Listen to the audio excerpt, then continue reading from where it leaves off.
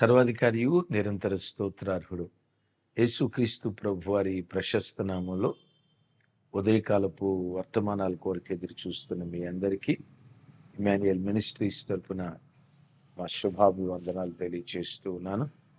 క్రీస్తునందు మాకు అత్యంత ప్రియమైన దైవ జనాంగమా, ఈరోజు శనివారం కదా, ఉదయం 10 గంటల నుంచి 1 గంట వరకు ఉపవాస ప్రార్థన.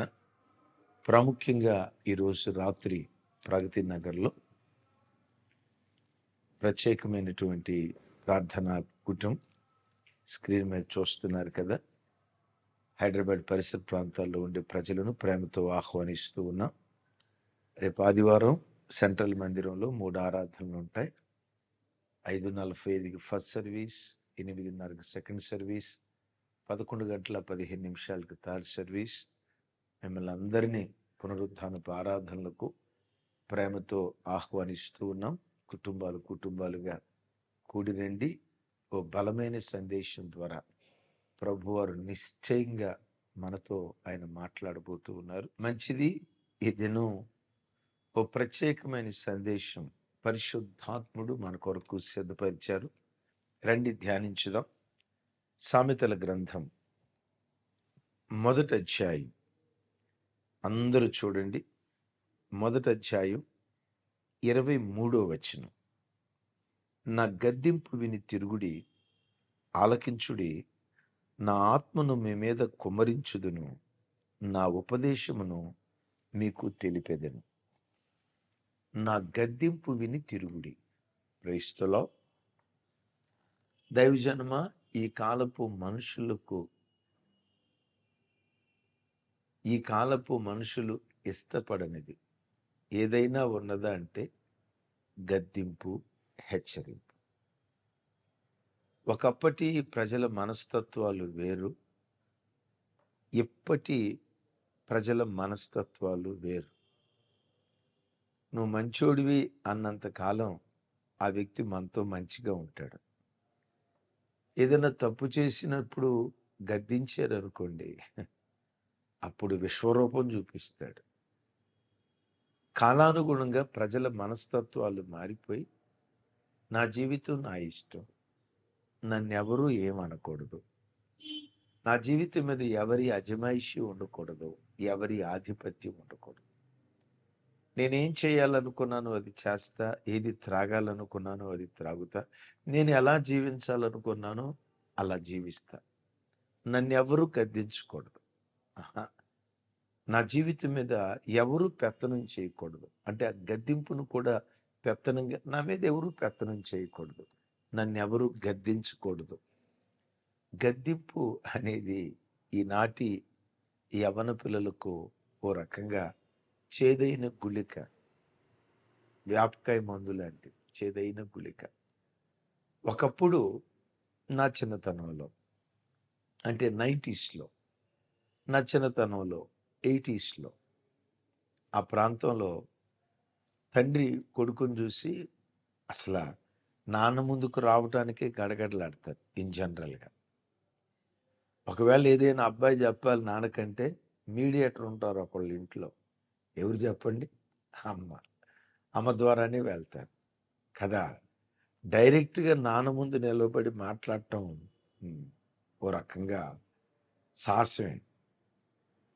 అలాంటి ఆ రోజుల్లో తండ్రి కొడుకుని చూసి ఎప్పుడైనా కన్నెర్ర చేసి, రేయ్ ఎవర్రక్కడా అని అన్నాడు అనుకోండి, అమ్మో సింహం గర్జించింది అని గడగడ వణికేటువంటి వాడు.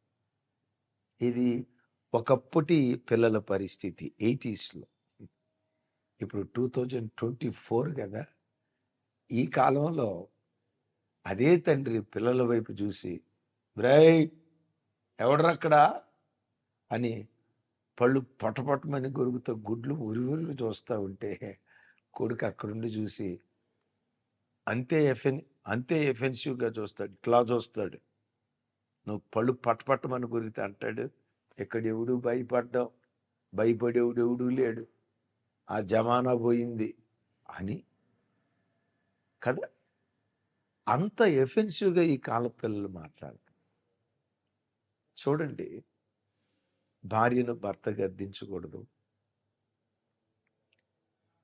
పిల్లలను తల్లిదండ్రులు గద్దించకూడదు, కొంచెం వయసులో ఉన్న అత్త కోడలను గద్దించకూడదు. అట్ ద సేమ్ టైం సంఘ కాపరి విశ్వాసులను గద్దించకూడదు.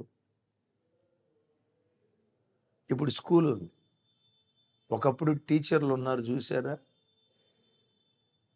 లెక్కలు సరిగా చేయకపోయినా, హోంవర్క్ చేయకపోయినా ఆ రోజుల్లో శిక్షలు ఉండేయండి. గోడ కుర్చీ ఆ కర్రతో కొట్టేవాళ్ళు.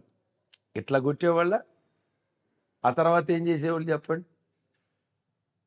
పెద్దవాళ్ళు ఎవరైనా ఉంటే కింద కామెంట్ బాక్స్లో రాయండి. ఇట్లా కొట్టిన తర్వాత ఏం చేసేవాళ్ళు? తెప్పరా చెయ్యే, ఇట్లా వీటి మీద కొట్టేవాళ్ళు. ప్రాణం మెంటబోయేది. అయినా తల్లిదండ్రులు ఒక్క మాట అనేవాళ్ళు కాదు. మా అబ్బాయిని ఎందుకు కొట్టావు? మేమే కొట్టాం, ఎందుకు కొట్టావు అని అడిగేవాళ్ళు కాదు ఆ కాలపు తల్లిదండ్రులు. టీచర్కి అప్పగించి ఒకే మాట అనేవాళ్ళు, సార్ ఈయన్ని ఏం చేస్తారో మాకు తెలియదు, వీడి క్రమశిక్షణ నేర్పండి సార్ అనేవాళ్ళు. ఈ కాలపు తల్లిదండ్రులు అబ్బాయిని కొట్టారు అని తెలిస్తే చాలు. చూడండి పెంపకంలో కూడా ఎంత తేడా వచ్చిందో. కొట్టారు అని తెలిస్తే చాలు టీవీ మీడియా వాళ్ళకు ఫోన్ చేసి, ఇదిగో టీచర్ గారు అరాచకం చేశాడు, మా అబ్బాయిని కొట్టాడని మొత్తం ప్రపంచం అంతా ఆ టీచర్ని గురించి టామ్ చేస్తారు కదా. అసలు ఈ తరం గద్దింపును కోరుకొని తరం. దైవజనమా, సంఘానికి కానీ కుటుంబానికి కానీ ఒక విద్యార్థికి కానీ గద్దింపు చాలా అవసరం. గద్దింపు వింటే గద్దెనెక్కుతావు, గద్దింపు లేకపోతే గడ్డి తింటావు. నేను చెప్పించట్లేదు సుమి, దేవుని వాక్యపు లోతుల్లో చెప్తున్నాను. అందుకనే భక్తుడు ఇక్కడ అంటాడు, చూడండి ఆ మాట, నా గద్దింపు విని తిరుగుడి. ఏమంటాడు? నా గద్దింపు విని తిరుగుడి. మీరు అనొచ్చు, దేవుడు గద్దిస్తే తిరుగుతావండే. దేవుడు ఎట్టా గద్దిస్తాడు? నువ్వు సిగరెట్ తాగుతూ ఉంటే నీ పక్కొచ్చి, రే ప్రార్థనకు వచ్చే నా కుమారుడా, నువ్వేమిరా సిగరెట్ తాగుతున్నావు, ఏమిరా ముందు తాగుతున్నావు బుద్ధి లేనోడా అని ప్రక్కకొచ్చి దేవుడు నిలబడి గద్దిస్తాడా? దేవుడు ఎప్పుడు మ్యాక్సిమం ముఖాముఖిగా గద్దించడు, తాను వచ్చి గద్దించడం. ఎలా గద్దిస్తాడు? పెద్దల ద్వారా గద్దిస్తాడు, తల్లిదండ్రుల ద్వారా గద్దిస్తాడు, సంఘ కాపరి ద్వారా గద్దిస్తాడు, ఆత్మీయ నాయకుల ద్వారా గద్దిస్తాడు, దేవుని ప్రతినిధులను నిలవబెట్టి దేవుని ప్రతినిధుల ద్వారా దేవుడు గద్దిస్తాడు. బైబిల్లో రాయబడిన మాట, దేవుడు గద్దించు మనుషుడు ధన్యుడు. Praise the lord. ఎవరు ధన్యులు? దేవుడు గద్దించే మనుషుడు ధన్యుడు. రేపు ఆదివారం మందిరాలకు వెళ్తున్నారు కదా తమ్ముడా, చెల్లి, ఈరోజే అడుగు, అయ్యా వాక్యంతో ఆదరించు, ఓదార్చు. వాటితో పాటు గద్దింపుతో కూడుకున్న వాక్యం నా ప్రాణాత్మ శరీరాలలోనికి చొచ్చి ఎముకల్లో మూలుగుల్లో దాగి ఉన్న అపవిత్రత వాక్యం ద్వారా బయటకు తీసుకురాయ్యా, నీ గద్దింపు నాకు కావాలి. దేవుడు దైవ సేవకుల ద్వారా నీకు గద్దిస్తాడు. అయ్యా అమ్మ వింటున్నారా? ఆదివారం సేవకుల ద్వారా దేవుడు గద్దిస్తాడు. గద్దింపుతో కూడుకున్న వాక్యం సంఘానికి, దేవుని ప్రజలకు అవసరం. ఓ మాట చెప్పమంటారా? పాత నిబంధన గ్రంథంలో బలిపీఠం దగ్గర యాజకత్వం చేసే యాజకుడి దగ్గర ముండ్ల గరిట అని ఉంటుంది. విన్నారా? ఏ గరిట? ముండ్ల గరిట. బలిపీఠపు జల్లెడి మీద, ఇత్తడి జల్లెడి మీద మాంసాన్ని కాలుస్తున్నప్పుడు కొన్ని కొవ్వు పట్టిన ముక్కలు, విన్నారా? కొవ్వు పట్టిన ముక్కలు రబ్బర్ బంతి ఎగిరినట్లుగా ఎగురుతూ ఉంటాయి. కొన్నిసార్లు ఎగిరి కింద పడబోతూ ఉంటాయి. యాజకుడు ఏం చేస్తాడో తెలుసా? ఆ కొవ్వు పట్టిన ముక్కలను మొదలగొరటితో పొడిచి ఆ ఎత్తడి చల్లడి మీద అట్లుండేటట్లుగా నొక్కి పెడతాడు.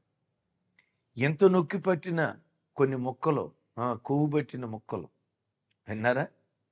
కొన్ని కొవ్వు పట్టిన ముక్కలు ఎగిరి కింద పడతాయి. ఆ కింద పడిన ముక్కల్ని యాజకుడు ఏం చేస్తాడో తెలుసా? మొండ్ల గరిట తీసుకొని గుచ్చుతాడు. ఆ కొవ్వు పట్టిన ముక్కను గుచ్చి బలిపెట్టు మీద పెట్టి కాలుస్తాడు. అట్లా మొండ్ల గరిటతో గుచ్చి ఎత్తడి జల్లెడి మీద పెట్టి కాల్చడాన్ని బట్టే ఆ క్రొవ్వు పట్టిన ముక్క కూడా బూడిదగా మిగిలిపోతుంది. ఈ దేవుడు బూడిదకు ప్రతిగా పూదండనిచ్చేవాడు. ఆమేన్ చెప్పండి ఒకసారి, ఆమేన్. దేనికి ప్రతిగా? బూడిదకు ప్రతిగా పూదండనిచ్చేవాడు. అయితే బూడిదగా మారాలంటే కొవ్వు పట్టిన మొక్కకి ఏం ఉండాలి?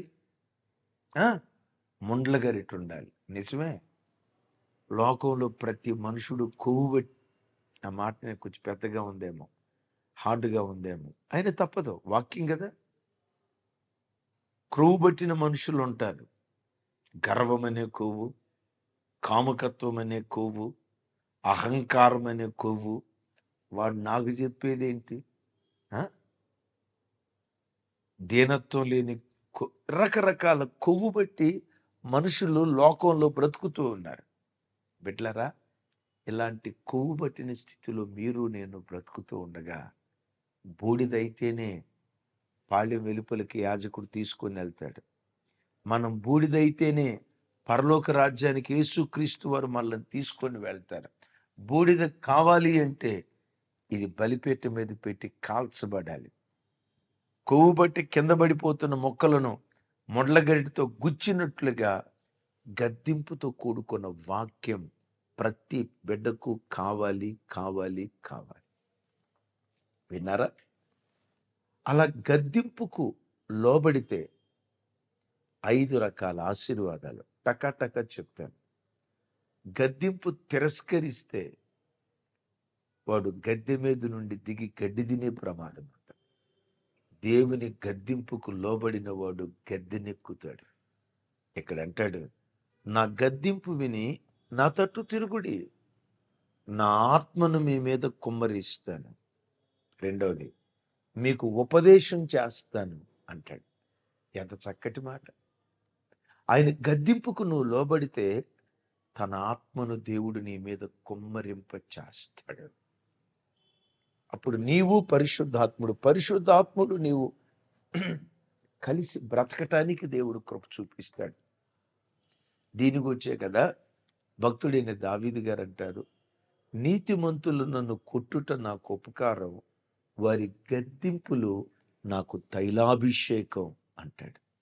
తమ్ముడా, చెల్లి, దైవజనుడు వాక్యం చేత నేను గద్దించేవాడై ఉండాలి.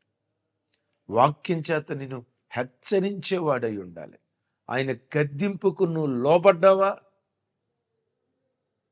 పరిశుద్ధాత్మ తైలాభిషేకం నీ తల మీద కుమ్మరించబడుతుంది. ఈ మధ్యకాలంలో ఎక్కడ చూసినా తైలాభిషేక ప్రార్థనలో తాగుబోతుడు తల మీద కూడా నూనె పోస్తారు. ఓ గద్దింపుతో కూడుకున్న వాక్యం ఉండదు. తైలాభిషేక కూడికలని ఈ కాలంలో వేలం విరిగా, ఇక వాటి జోలి నేను వెళ్ళను, ఇంతటితో ఆపేస్తాను. ఏంటి తైలాభిషేకం? గద్దింపుతో కూడుకున్న సందేశం సంఘానికి వినిపించటమే తైలాభిషేకం. ఆ గద్దింపుతో కూడుకున్న వాక్యం నిన్ను దర్శించినప్పుడు వెంటనే నువ్వు లోబడితే దేవుడు తన ఆత్మను నీ మీద కుమ్మరింప చేయటం ప్రారంభిస్తాడు. నంబర్ 1. రెండో మాట అంటాడు, నేను నీకు ఉపదేశం చేసేదను. ఒక్కసారి నువ్వు ఆయన గద్దింపుకు లోబడితే పదే పదే దేవుడు నీతో మాట్లాడతాడు. బిడ్డ, అలా చేయొద్దురా, అమ్మ అలా వెళ్ళొద్దురా, ఇలా బ్రతుకు అని ప్రతి విషయం పదే పదే దేవుడు నీతో మాట్లాడటం ప్రారంభిస్తాడు. విన్నారా? ఇంట్లో మనకి 2 పిల్లలు ఉన్నారండి. మొదటోడు ఉన్నాడు, ఏం చెప్పినా వెంటనే లోబడతాడు.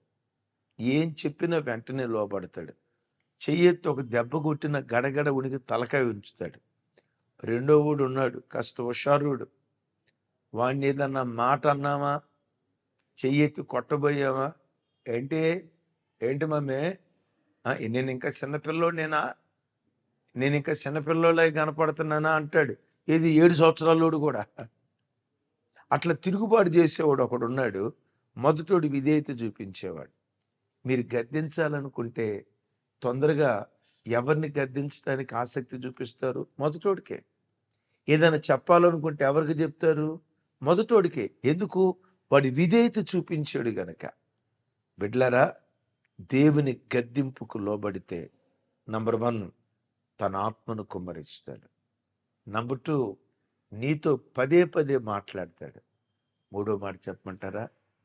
నీవు ఆయన మాటకు లోబడితే, నీకేదైనా అవసరం వచ్చి ప్రభువా నాకు ఈ పని చేసి పెట్టని నీవు ప్రార్థన చేస్తే నీ మాట దేవుడు వింటాడు. అంటే నీ ప్రార్థన దేవుడు విని నీ ప్రార్థనకు దేవుడు జవాబిస్తాడు. దేవుడు గద్దించినప్పుడు నువ్వు లోబడకుండా నా జీవితం నా ఇష్టం అని అన్నావు అనుకో, చూడు 24వ వచనంలో అంటాడు, నేను పిలవగా మీరు వినకపోతిరి, నేను చేయి చాపగా ఎవడును లక్ష్య పెట్టకపోయిరి, నేను చెప్పిన బోధ ఏమియు మీరు వినక త్రోసివేసితిరి, నేను గద్దింపగా అని చెప్తూ మీకు అపాయం కలిగినప్పుడు, కష్టం ప్రాప్తించినప్పుడు నేను అపహాస్యం చేస్తాను. అప్పుడు వారు నన్ను గూర్చి మొరపెట్టుదురు గాని నేను ప్రత్యుత్తరం ఇయ్యకుందును, నన్ను శ్రద్ధగా వెతికెదురు గాని వారికి కనబడకుందును. ఏమన్నాడు? వాళ్ళు మొర పెడతారు, నేను వాళ్ళ మొర వినను. వాళ్ళు శ్రద్ధగా నన్ను వెతుకుతారు, నేను వాళ్ళకి కనపడను. ఎందుకు వినరయ్యా మీరు? నేను గద్దించినప్పుడు వాళ్ళు వినలేదు గనక. నేను మిమ్మల్ని అడుగుతా, అదే గద్దింపుకు లోబడితే నీ ప్రార్థన దేవుడు అంగీకరిస్తాడు. ఎంత గొప్ప కృప! అందుకని దైవజనమా, గద్దింపుతో కూడుకున్న వాక్యం కావాలి. దేవుని చేత పదే పదే గద్దించబడాలి. అలాంటి ముండ్లగరిటి కలిగిన యాజక తరం క్రైస్తవ సంఘానికి కావాలి. రేపు ఆదివారం మందిరానికి వెళ్తున్నారు.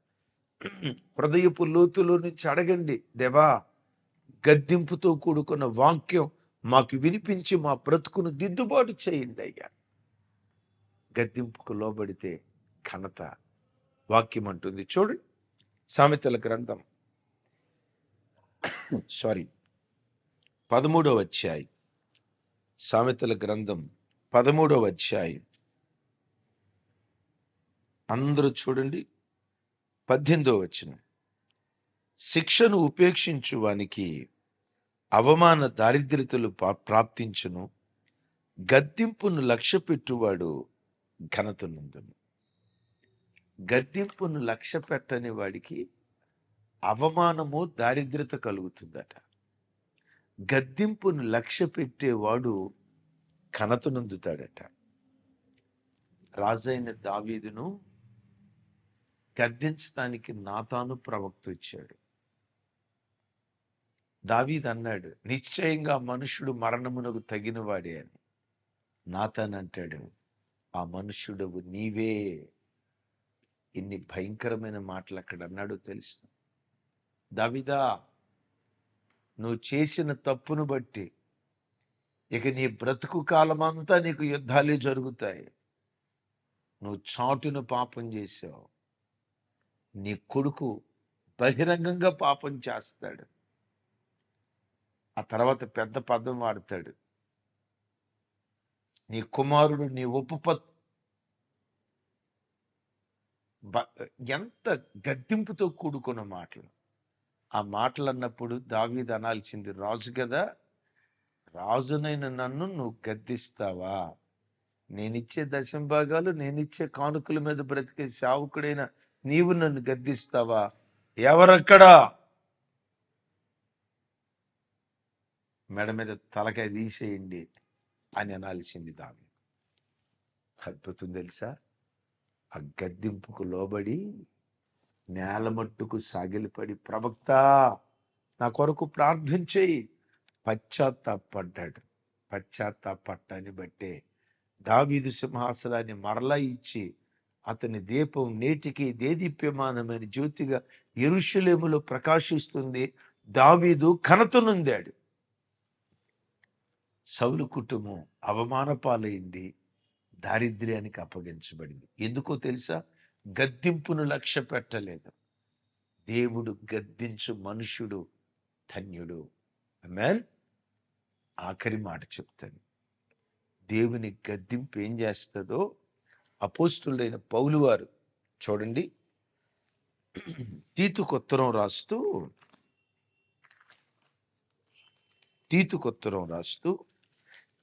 ఓ మాట, తీతుకొత్తరం రాస్తూ 1వ అధ్యాయం 14వ వచనంలో ఓ చక్కటి మాట అంటాడు. చూడండి ఆ మాట, 14వ వచనం.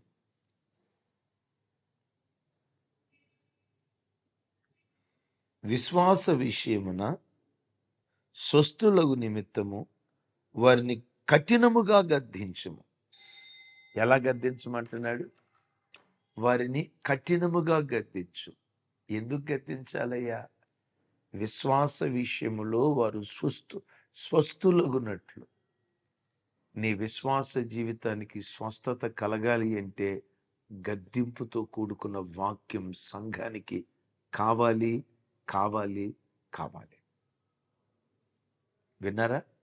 అవును. మన విశ్వాస జీవితానికి పాపపు రోగం పట్టుకుంది. మన ఆధ్యాత్మిక జీవితానికి అపవిత్రపు రోగం పట్టుకుంది. మన ఆధ్యాత్మిక జీవితానికి సాతాను సంబంధమైన గుణలక్షణాలనే రోగం పట్టుకుంది. విశ్వాస విషయంలో నీవు నేను స్వస్థులగున్నట్లుగా ఏ వాక్యం కావాలి? గద్దింపుతో కూడుకున్న వాక్యం కావాలి. అంటాడు పౌలు గారు తీతుతో అంటాడు, క్రేతీయులు విశ్వాసంలో వాళ్ళు స్వస్థులగున్నట్లుగా వారిని కఠినముగా గద్దించు అంటాడు. తమ్ముడా, చెల్లి, అలాంటి కఠిన బోధ నువ్వు అంగీకరించగలుగుతున్నావా? ఏ కాడికి? అక్కడికి వెళ్తే అద్భుతాలు జరుగుతాయి, ఎక్కడికి వెళ్తే అద్భుతాలు జరుగుతాయి, అక్కడికి వెళ్తే స్వస్థతలు జరుగుతాయి, ఎక్కడికి వెళ్తే స్వస్థతలు జరుగుతాయి, అక్కడ తైలాభిషేక కూటం జరుగుతుంది, ఎక్కడ తైలాభిషేక కూటం జరుగుతుంది. వెర్రుడిలాగా పరిగెత్తుతున్నావా? గద్దింపుతో కూడుకున్న వాక్యంలోనే తైలాభిషేకం ఉంది. గద్దింపుతో కూడుకున్న వాక్యంలోనే విశ్వాసులకు స్వస్థత కలుగుతున్నట్లుగా భక్తుడి స్థలంలో మాట్లాడుతూ ఉన్నాడు. అయితే ఓ మాట, గద్దించేటప్పుడు చాటును గద్దించాలా, బహిరంగంగా గద్దించాలా?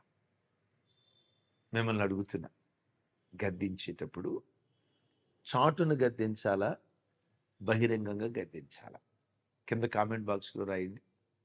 ఒకవేళ మీ పాస్టర్ గారు మిమ్మల్ని గద్దించాలి, తప్పు చేశారు, చాటును గద్దించాలని కోరుకుంటారా, బహిరంగంగా గద్దించాలని కోరుకుంటారా?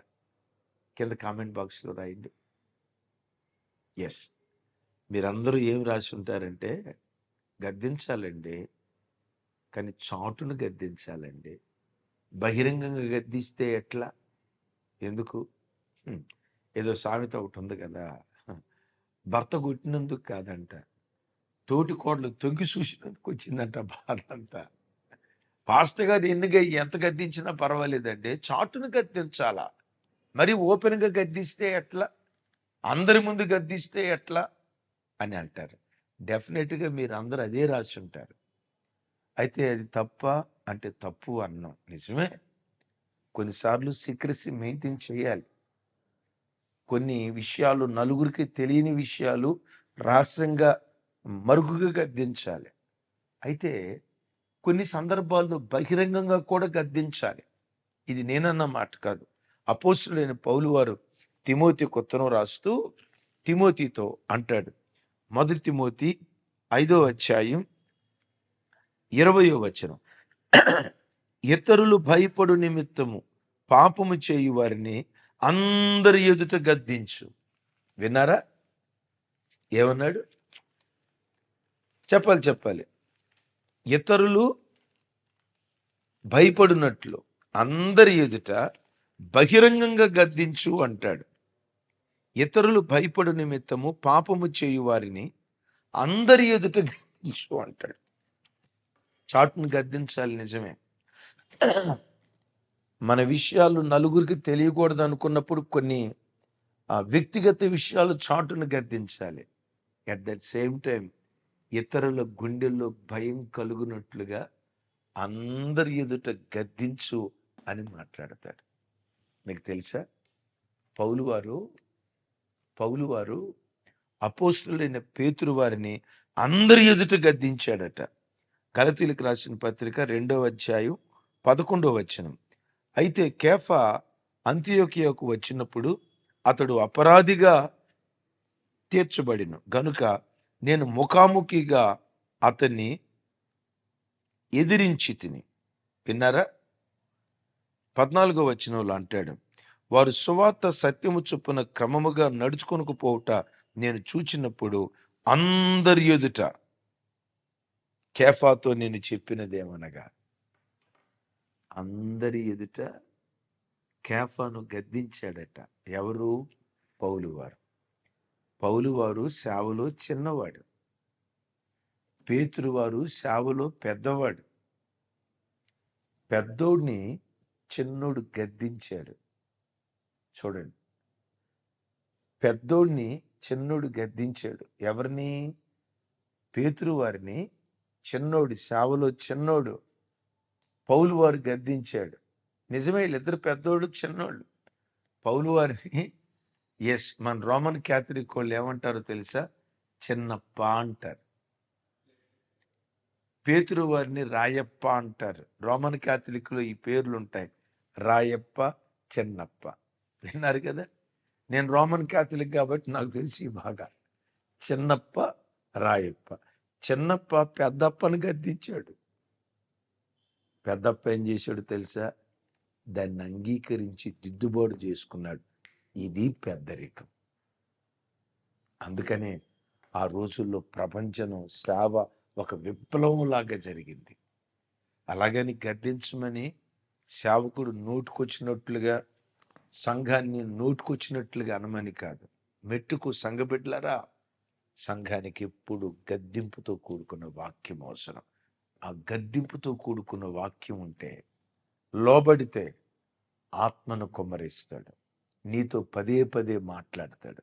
ఆ గద్దింపుకు నువ్వు లోబడితే నీ ప్రార్థన దేవుడు అంగీకరిస్తాడు, ఘనతను నీకు ఇస్తాడు, నీ విశ్వాస జీవితానికి స్వస్థత కలుగుతుంది. అందుకనే ఎప్పుడు గద్దించే భర్త, గద్దించే తల్లిదండ్రులు, గద్దించే సేవకుని కలిగి ఉండటం భాగ్యం, భాగ్యం, భాగ్యం. ఈ రాత్రి ప్రగతి నగర్ మీటింగ్లో కలుసుకుందాం. తప్పకుండా లైవ్ అందించబడుతుంది. పరిసర ప్రాంతాల్లో ఉన్న బిడ్డలందరినీ ప్రేమతో ఆహ్వానిస్తున్నాను. రేపు ఆదివారపు ఆరాధనకు వెళ్ళేటప్పుడు ప్రార్థన పూర్వకంగా వెళ్ళండి.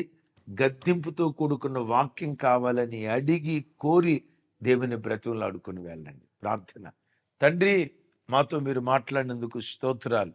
రేపటి దినాన ప్రజలు మందిరాలకు వెళ్ళబోతున్నారు. గద్దింపుతో కూడుకున్న శ్రేష్టమైన వాక్యం, దిద్దుబాటుతో కూడుకున్న శ్రేష్టమైన వాక్యం, ఆదరించే వాక్యం, ఓదార్చే వాక్యం, ధైర్యపరిచే వాక్యం ఒక్కొక్క బిడ్డకు మీరు వినిపించి ఘననామాన్ని కనపరుచుకోమని ప్రార్థన చేస్తూ, సమస్త ఘనతలు మీకే ఆరోపిస్తూ యేసు నామం పేరిట ప్రార్థించి పొంది ఉన్నాం తండ్రి. ఆమేన్. తండ్రి అయిన దేవుని ప్రేమ, కుమారుడైన యేసుక్రీస్తు వారి దివ్యకృప, పరిశుద్ధాత్మ దేవుని సహవాసం మనకు సకల పరిశుద్ధులకు సదా తోడయుండి నడిపించునుగాక. ఆమేన్. Thank you.